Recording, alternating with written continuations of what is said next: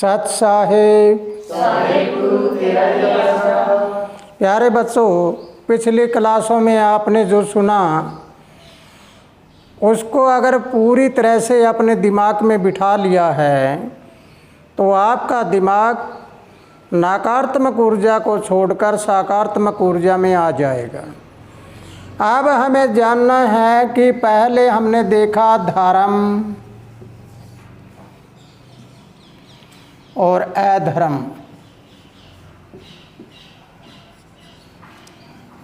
धर्म और अधर्म दोनों के बारे में हमने जान लिया है। अब इसके साथ चलते चलते धर्म क्या है अधर्म क्या है ये पिछली क्लासों में आप जान चुके हैं। लेकिन बीच में आया था कि सत्य और असत्य का जिक्र, कि सत्य क्या है और असत्य क्या है, सच्चाई क्या है और झूठ क्या है। क्योंकि पहले हम बता चुके हैं आपको कि झूठ के 4 भाग होते हैं।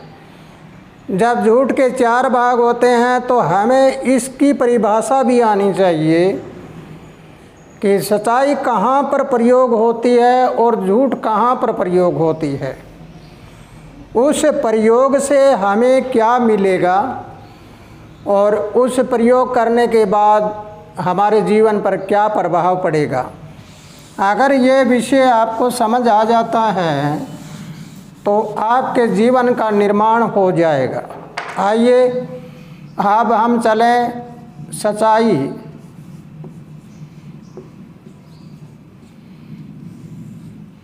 और झूठ। अब सच्चाई और झूठ के बारे में हमें दोनों के बारे में जानना है। एक इंसान कहता है कि मैं तो हमेशा सच बोलता हूँ, लेकिन उस सच बोलने से अगर किसी को नुकसान हो गया, कोई मानवता का नुकसान हुआ, किसी के जन का नुकसान हुआ, मन का हुआ, धन का हुआ, कोई हानि हुई, तो ये सच नहीं, इसे सच नहीं कहा जा सकता।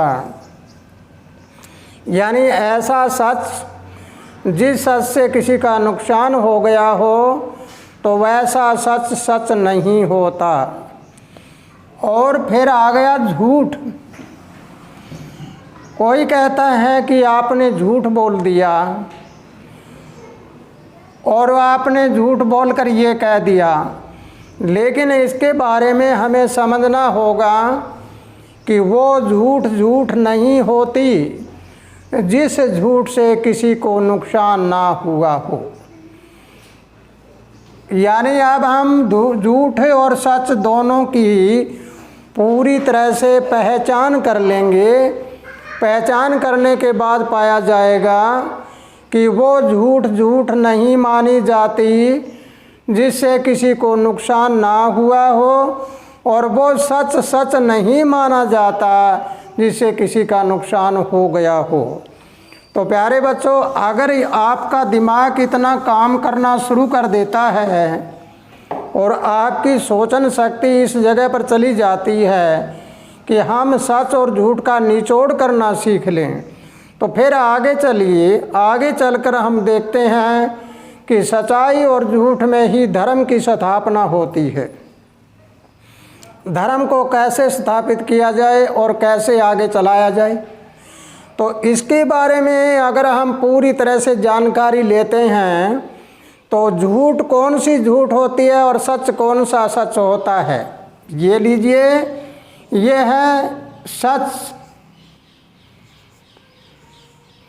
और ये है झूठ। असलियत में झूठ कौन सी झूठ होती है और सच कौन सा सच होता है। ये सच वो सच होता है जिससे किसी को कोई भी नुकसान ना पहुँचे। यानी मैंने सच्चा बोला, मैंने जो बात कही है वो सच्चाई कही, लेकिन मेरे सच्चाई कहने के बाद किसी को कोई नुकसान नहीं हुआ उसको फायदा हुआ है, तो इसको आप मानिए कि ये परम सत्य है। इसको नाम हम परम सत्य कहेंगे इसको। लेकिन आगे चलकर झूठ को अगर हम देखते हैं तो ऐसा झूठ जिससे किसी को नुकसान हो गया हो, यानी किसी चीज़ की हानि हो गई हो, तो उसको हम झूठ कहेंगे और उसको हम पूरी तरह से झूठ साबित करेंगे कि ये पूरी तरह से झूठ है। यानी इस झूठ से किसी को नुकसान हो गया हो। तो अब हमने जान लिया कि सत्य है वो क्या है और झूठ क्या है, दोनों के बारे में पूरी तरह से समझ चुके हैं। तो हमें क्या करना चाहिए, हमें कौन सा सच बोलना चाहिए और झूठ बोले तो हमें कौन सी झूठ बोलना चाहिए। अगर हम दोनों का निचोड़ कर लेते हैं तो आइए हम फिर धर्म की स्थापना, ये हमारा धर्म है, इसकी स्थापना करते हैं। कैसे? धर्म की स्थापना कैसे करें? धर्म की स्थापना करने से पहले हमें ये पता होना होगा कि सच और झूठ दोनों की तुलना करी।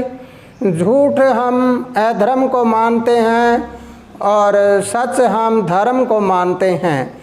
धर्म के बारे में आपको पहले बता चुके हैं कि धर्म में क्या क्या गुण होते हैं।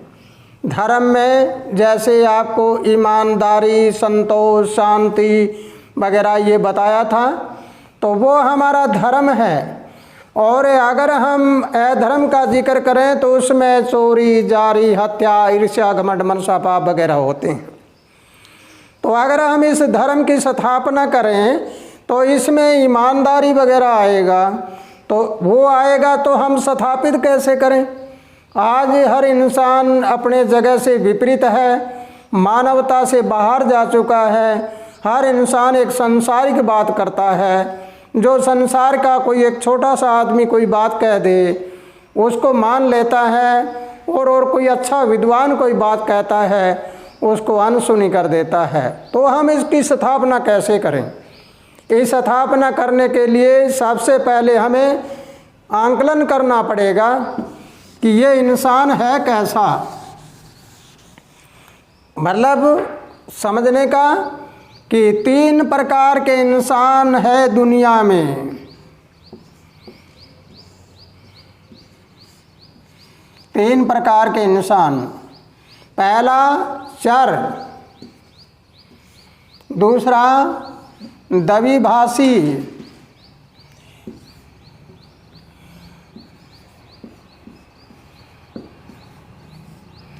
तीसरा स्थिर। ये हो गया। अब इन तीनों में धर्म कौन सा स्थापित कर सकता है?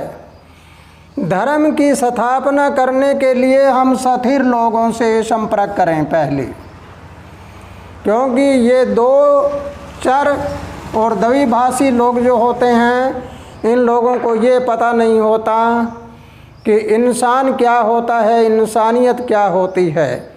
वो चलते फिरते रहते हैं। जब हम स्थिरता की ओर बढ़ेंगे तो आगे चलकर क्या देखेंगे? स्थिर इंसान क्या करता है? ये स्थिर ये क्या करेगा? स्थिर इंसान का दिमाग हमेशा यही गवाही देगा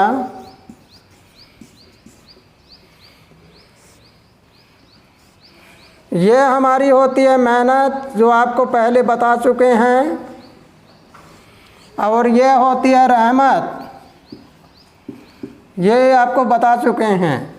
मेहनत इंसान किस लिए करता है? संसार की वस्तु प्राप्त करने के लिए। और रहमत किस लिए करता है? परमात्मा के आशीर्वाद के लिए।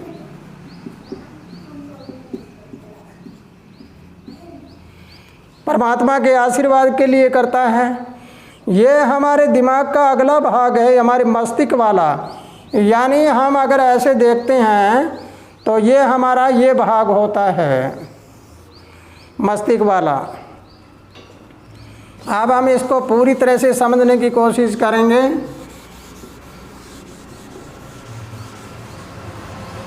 मस्तिष्क वाला भाग क्या होता है?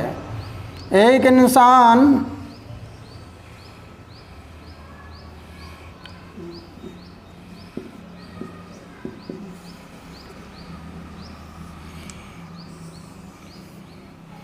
ये हमारा बीच में मस्तिष्क है।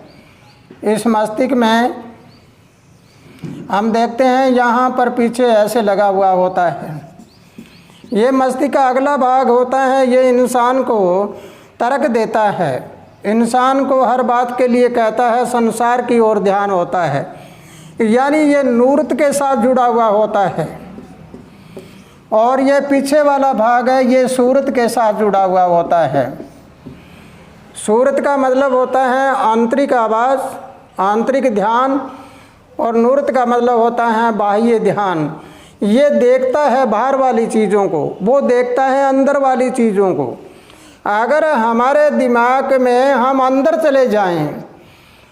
चले जाएं तो फिर क्या होगा? हम सूरत के साथ जुड़ जाएंगे। तो प्यारे बच्चों, ये है आज नूरत और ये है सूरत, दोनों हमारे दिमाग के साथ जुड़ी हुई है। नूरत हमारी नकारात्मक और सूरत हमारी सकारात्मक।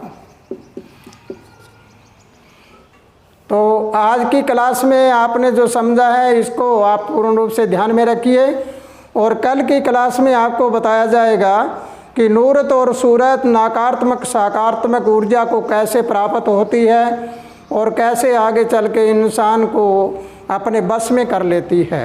तो इसी के साथ खुशहाल रहो, आनंद करते रहो। सत साहिब।